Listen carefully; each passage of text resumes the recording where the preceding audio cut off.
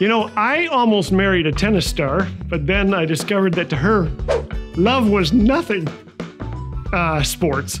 I have been a fan all my life, and a player, and a referee, and a reader of sports stories. Years ago, UCLA football coach Pepper Rogers was in the midst of a disastrous season. One night he lamented to his wife, "Honey, I have no friends. My dog is my only friend, and a man needs at least 2 friends." So she went out and bought him another dog.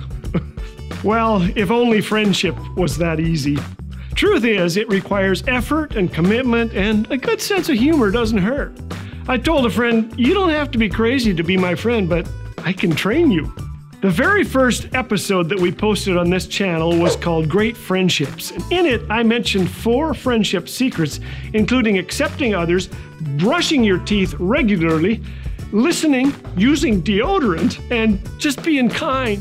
Here are 4 more characteristics of truly great friendships. Are you ready? Here we go. Number 1, keep secrets. Once upon a time, a man went through a small community slandering the rabbi. Then he felt guilty. Begging the rabbi's forgiveness, he offered to undergo any penance the rabbi thought suitable. "Go home," said the rabbi. "Find a feather pillow, cut it open, and scatter the feathers to the wind." The man did, then returned to the rabbi. "I'm done," he said. "I did it. Now am I forgiven?" "Almost," came the reply, "just as soon as you gather up all those feathers."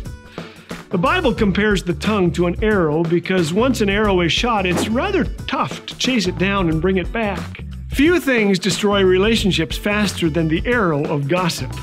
Many people live by the rule, if you haven't got anything nice to say, come sit by me. I'd like to hear all about it. But when we gossip, we violate Jesus' commandment, do to others as you would have them do to you. Proverbs 20:19 says, "A gossip betrays a confidence, so avoid a man who talks too much." Real friends speak well of you behind your back. They say things like, "Have you talked to him?" They're known as people who will not receive gossip or pass it on. Good friends don't just listen to our secrets, they keep them. Number 2, sharpen up.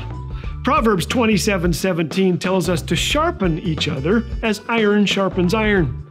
A good friend of mine took me to a restaurant some time ago for dessert. "Phil," he said as I dug my fork into some lemon meringue pie, "it's not fun to say this, but you have a real problem with gossip." I was steamed, offended, poor me. I sat there eating pie, thinking of what else I could do with that fork. How dare he talk to me like this? And then suddenly I realized, the guy's right. Ouch. Today, though we're 2,000 miles apart, I consider him to be one of my truest friends.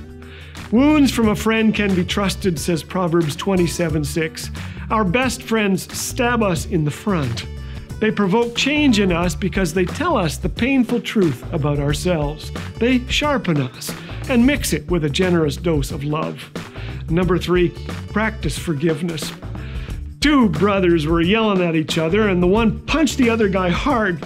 His mother said, "You stop that. You ask forgiveness." So he did. "Now, you forgive him," she told the brother. "Okay," he said.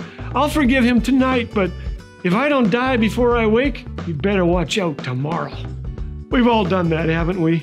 But whether we're the one who hurts or the one who did the hurting, good friends talk, humble themselves, and admit when they're wrong. Number 4, be there.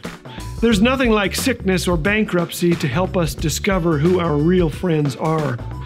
When my wife was battling seizures every day, her friend Julie showed up each Wednesday and kidnapped the kids for the afternoon. Proverbs 17:17 says, "A friend loves at all times." When possible, be there when a friend needs you. If you can't be there, send a note, make a phone call. Friendships are like tomatoes. They grow slowly over time and require nourishment. When you avoid gossip, sharpen up, practice forgiveness, and be there, such an investment will pay rich dividends. We find that life is richer, the horizon brighter, and the road shorter when traveled with a few good friends. Maybe you're wondering how long I've been in this white room. They won't let me out till you push that subscribe button. Please, please. Yeah!